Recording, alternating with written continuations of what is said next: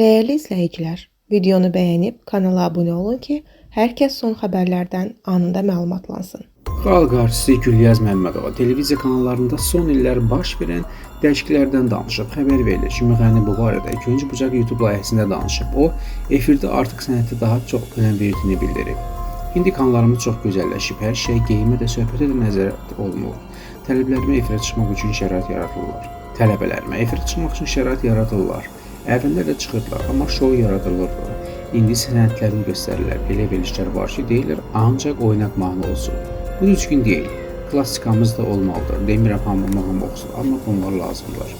Müğənni gənclərin məşhurları təqlid etməsini də tənqid edib. Gəlib deyirlər ki, filankəs bahalı studiyada mahnı yazırıb, bahalı restoranda yemək yeyib, biz də edək. Deyirəm sənə nə? Onun pulu var, özü bilər. Sən tələbəsən, pillə-pillə yüksəl. İfaçı müğənni olmağın çətin peşə olduğunu vurğulayaraq mərhum Tarzan Habil Əliyevin sözlərini xatırladı. Habil Əliyev deyirdi ki, boşanan müğənni olur. Doğru deyirdi, indi də elədir. Elə qızlar var ki, səsləri yaxşıdır, restoranlarda oxuyub pul qazanırlar. İndi isə proqram qururlar, süni intellektlə mahnı hazırlayıb oxuyurlar. Sənətçi ailə həyatında da toxunaraq bunları əlavə edir. Yoldaşın istəmirsə oxuma.